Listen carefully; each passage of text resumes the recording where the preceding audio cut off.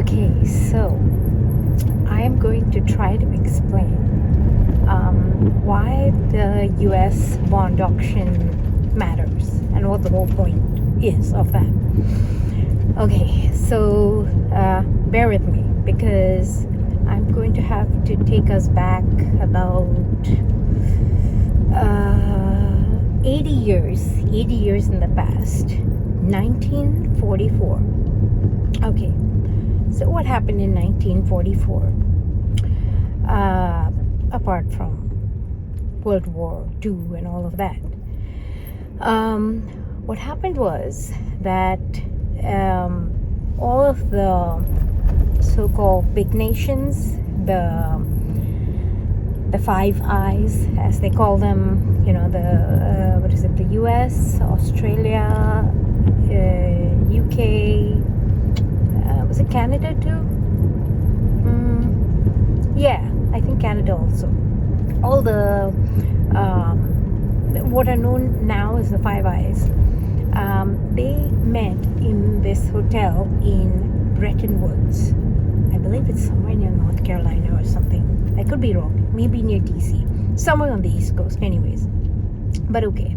So they all met in this Breton Woods hotel. And they came up with an agreement.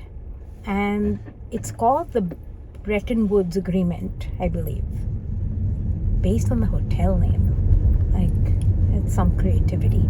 Tells you how much creativity finance people have. Anyway, so they came up with the Breton Woods Agreement. And the Breton Woods Agreement was this. All of you, other countries in the whole world, you guys all do your, monetary exchange rate between places in the dollar currency. And the dollar will be backed by gold. And whose gold? Remember all that gold in 1932 that FDR confiscated from the American people?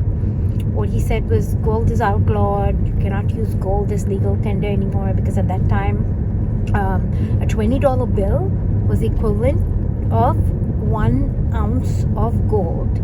And there was also a gold piece of the $20 coin. A 1 ounce gold coin was equivalent to a $20 bill. Okay, right now that 1 ounce coin only for the metal value is $2,000. So if we get 20, 2,000. So the inflation, I can't say inflation's gone up 100 times. The dollar has lost that much of its value, right?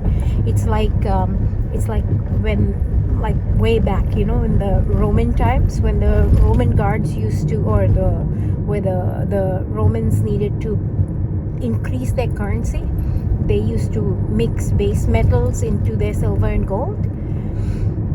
It's exactly the same thing. You're basically mixing junk metals into your gold and silver in order to make more coins. That's exactly what happened to the US dollar. But so anyway, so they took all this gold from the American people, right? They melted it into 400 ounce bars.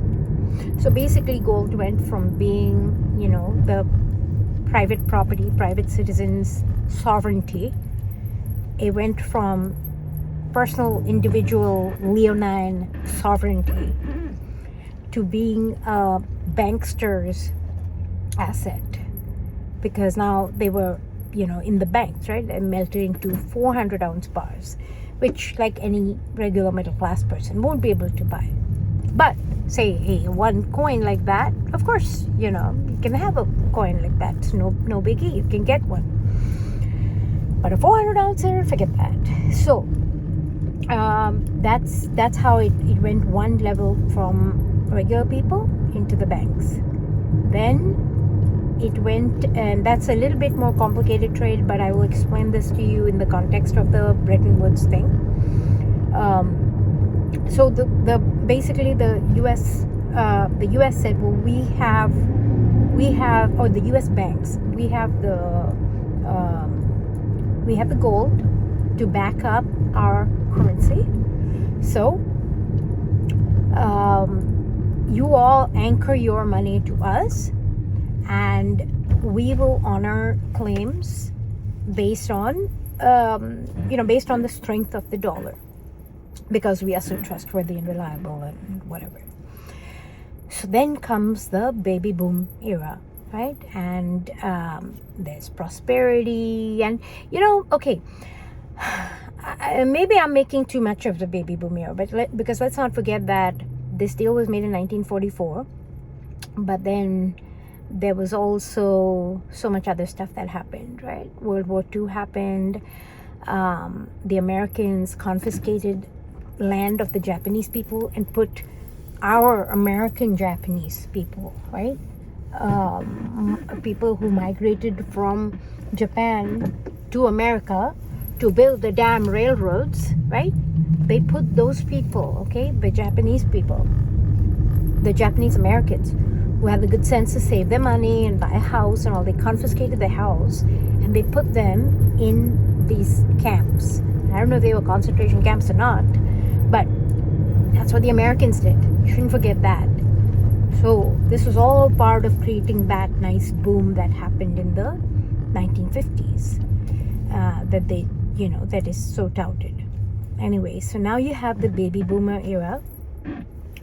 You have, all these not Western appliances, the Japanese appliances coming into the Western world, all this so-called prosperity and whatnot, which also, if you think about it, all those cool Japanese appliances, they did a lot of jugglery with silver to screw over the Japanese people and the Chinese people. But that's a story for a different day. Put a pin in it. I'm trying to stick with the background for the this bond auction. Okay, so the Breton Woods agreement was, we will buy your stuff, world, and in exchange for your stuff, we will in exchange for you give us things, we'll give you paper dollars that are backed by gold. That's the deal. Okay. Now, in the 1960s, actually the Vietnam War, it cost so much that we were like way out of line, like in the Americans. America would not be able to like pay back all of the debts, because I'm saying debts, but because think about it, right? When I'm saying, hey, here's a piece of paper, I owe you gold, I owe you, that itself should tell you that's a debt, right? What is a debt? My word is my bond. Bond is debt. Yeah? Okay, so set that aside for a second. Now, we ran up such a massive credit card bill of stuff backed by gold that France, what is his name? I was thinking of Charles de Gaulle, and the word Ch came out and I said China. But anyway, so Charles de Gaulle, the guy at the airport, CDG, Paris. Okay, so I guess he was a president or something, and he gave this scathing ass speech in French, and it's a really fun one to listen to, by the way. And he says basically, America is abusing its exorbitant privilege, because yes, it is an exorbitant privilege, right? To just say to the whole world, send us your stuff and we'll give you paper. Like, why would I even take your damn paper? What is so special about your paper? Well, what is so special about the American paper is that the American paper is backed by the US Armed Forces and the Navy and the military might, right? So that was the big thing. Now, in the world of economics, on the other hand, there's this dude by the name of Triffitt, and he has a thing called the Triffitt's dilemma. Triffitt's dilemma is this. Well, if you're a nation that doesn't make anything, all you make is dollars, then in order to continue, you're going to have to maintain a trade deficit. Because, see, in economics, you have a concept of trade surplus and trade deficit. Trade surplus is you're making more than you're consuming, of whatever, of all sorts of things. It doesn't have to be just one thing. But if you are making more than you're producing or more than you're consuming, then the world is going to have to take what you're making. But if the world takes what you're making, then how is the world going to also take your dollars? They can't, right? Because if you basically have to be a net spender, how can you be a net spender without having a constantly, you have to constantly have a deficit. So you have to run a consistent deficit in order to maintain that status of being a reserve currency, correct?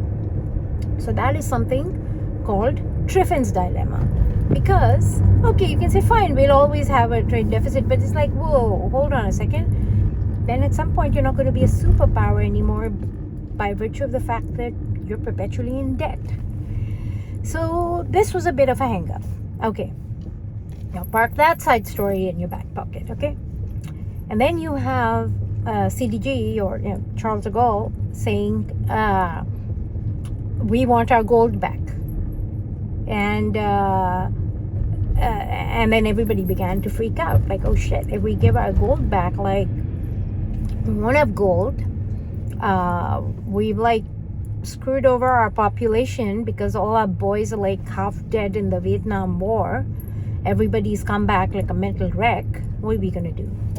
Okay, so then Nixon in 1971. Well, actually, there's a little bit more backstory about what happened with the SDR, special drawing rights, but I'll tell you that different time. But so Nixon in 1971, what he said was basically, he made a very nice announcement. That's one thing Americans are very good at. They're very good at making a nice story and making everything sound real great. They're really good at perception management. Gotta give kudos to the Americans for that. So if you listen to the speech by Nixon, you will not even think he said what he just said. But basically what he said was, he said, I have instructed Secretary Connolly to defend the dollar against the speculators. Bullshit, speculators. No, what he said was, basically all that euphemism was to say that, and I am temporarily suspending the convertibility of gold to dollars, or dollars to gold. What he's basically telling the world is, all your freaking IOUs, all of you who've been selling us like, washing machines and all kinds of shit you've been supplying to us all this time, our paper is no good. Like that paper, like forget it. Because you guys are speculators. Bullshit. Okay. So that's what he did. Now, so essentially the US defaulted, right? It defaulted on the whole world. Okay. Now where does this bond auction come in? So now, remember what I said? Oh, there was something else that happened in 1969, the special drawing rights. So in parallel with this thing happening in 1971, like right before that, like the US the US and like a few other, the NATO people basically, I guess we call the allies, right?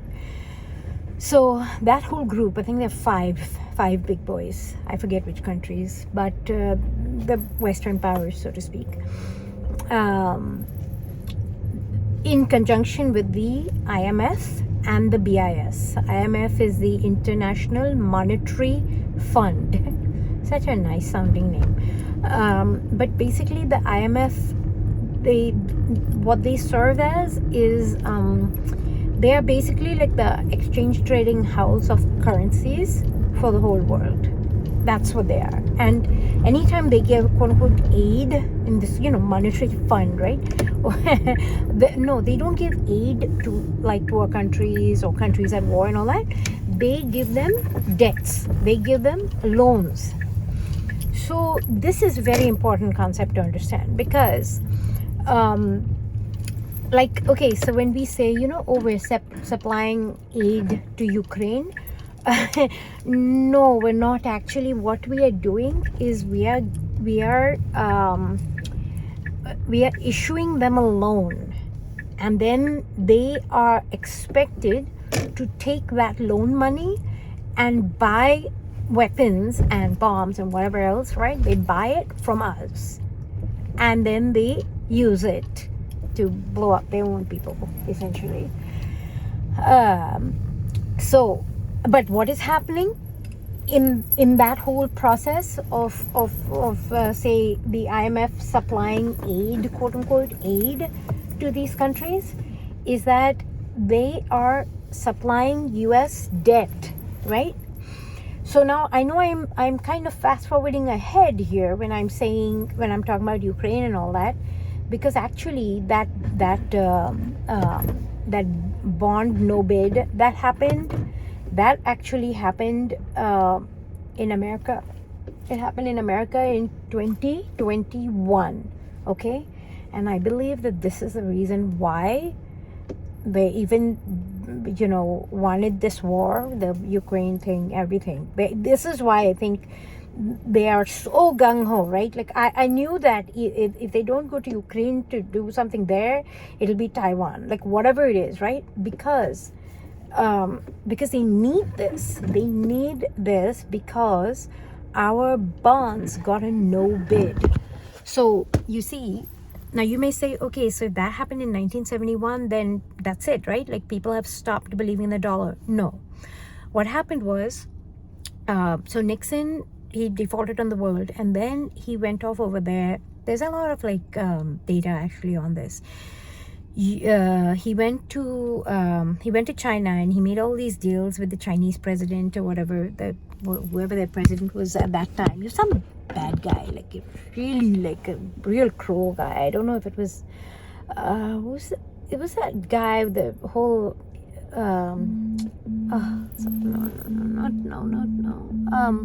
it was I forget the president's name, but the Chinese president was like really horrible. I think Mao. Yeah. So he went there, and suddenly globalization and all that. No, this is all bullshit.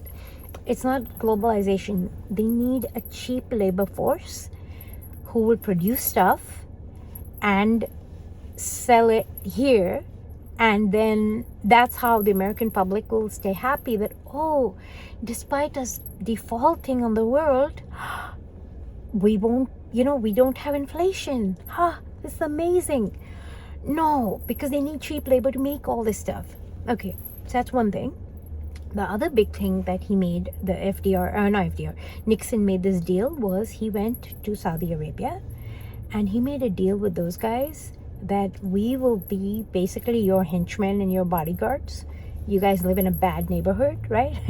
Saudi Arabia lives in the middle of Iran and Iraq and the Israelis on one side, and all this, clusterfuck of a place.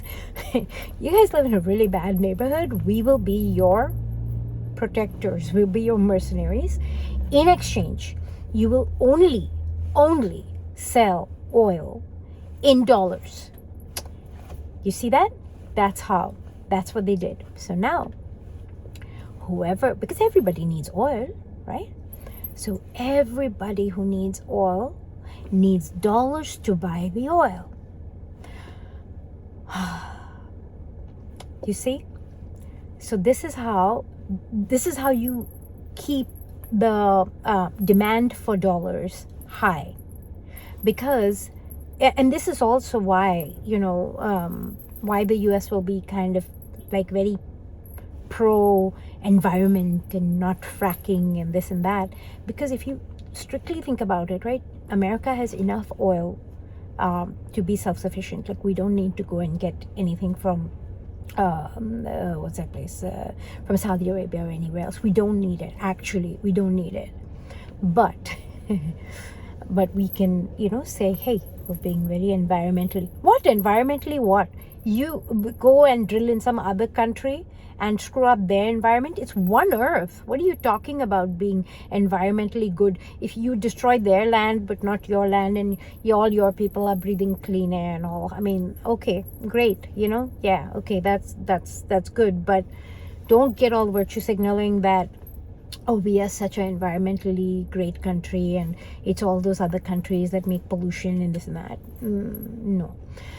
Okay. What we're doing though in that process is we are maintaining the demand for dollars. And why is this demand for dollars necessary?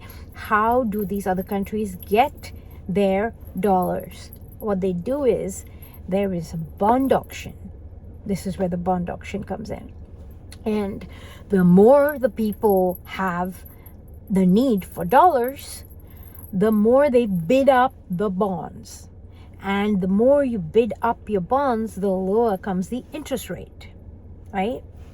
Because then we Americans have not exactly. I was going to say we Americans have the pleasure of having a low interest rate, but not really, because we people, like, we are still, tied with our, like, whatever is our credit score, and all kinds of, like, other factors, racism even, okay.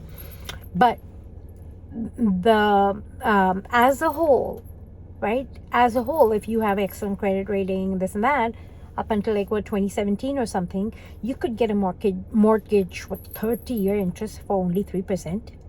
So that's like nothing. So but that is a privilege of having a high demand at the bond auction. When you have like no demand at the bond auction, suddenly the interest rate has to go up in order to increase the attractiveness of that bond, because you can't be selling your bonds at like 0.0% interest, 0.02% interest. That's why now it's at 5% or something ridiculous like that. I mean, it's still not ridiculous, because if you think about it, inflation is like 12% right now. So you're making like a negative 7% return. But still, okay, because if you think about it, a person who would have paid $3,000 monthly payment on a 3% mortgage, on a 6% mortgage now, they'll have to pay $6,000 monthly payment, right? So for regular Americans, it sucks. But that rate from like an inflation perspective, sure, is necessary. But even more than that, not even so much from an inflation perspective, the real reason there is the bond auction. Okay, so that was my, I was like, should I give a short answer? But no, sorry, the background was necessary. So 24 minutes later, here you have it. Okay, take care. Bye.